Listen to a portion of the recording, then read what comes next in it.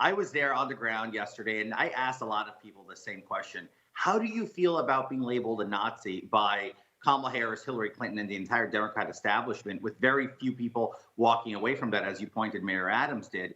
And their reactions were just of outrage. I actually asked some bystanders in the streets, people not attending the rally, if they agreed with the statements made by the former Secretary of State and the current vice president. And they also rebuked it, saying, no, that's stupid. You should never say that. This is not a Nazi rally.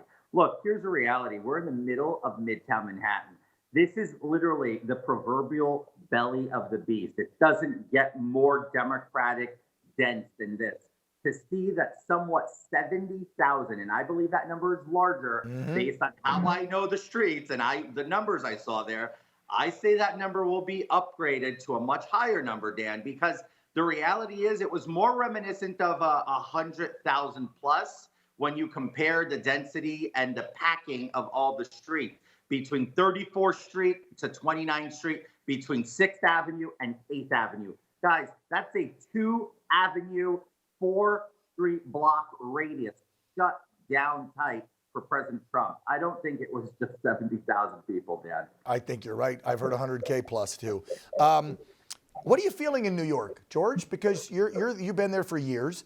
Do you think he can actually take this? Because there are pollsters out there, as I said in the intro, even at CNN, that are saying Trump is going to break history here. He will get more than Reagan possibly, and possibly win the popular vote. And that would include maybe even electoral college-wise, winning some blue states they're talking about. I mean, they're talking about New Mexico's in play, New York's in play. This is crazy talk. Just a few weeks ago, they were like, oh, they're neck and neck, they're neck and neck. And all of a sudden, Trump's way up everywhere.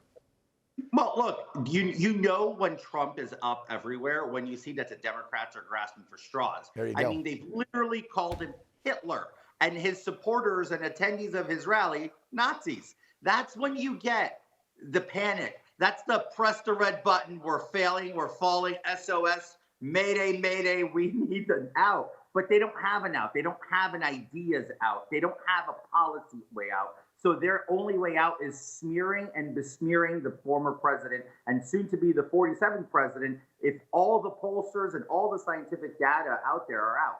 Look, I'm going to be a little bit more realistic, Dan. I don't think he can win New York because he's in a 2 million voter deficit disadvantage. I got you. But I believe he will bring it very, very close. Are we now the party of inclusion, not the Democrats? Since 2016, Donald Trump has opened the party to everyone, and we are no longer the party of country club social elites. This is a party that accepted voters on Long Island and in Queens, elected an openly gay man as a Republican to be their representative. We shatter that ceiling. We've shattered many with Black men and women, all representing Americans as Republicans. I think we need to stop with this. It hurts. It really hurts, and it sends chills down my spine, and it gives me goosebumps when I talk about this. It's hard to not get emotional, but we are no longer living in those days. Donald Trump bettered the Republican Party in ways that anyone would have only hoped they could.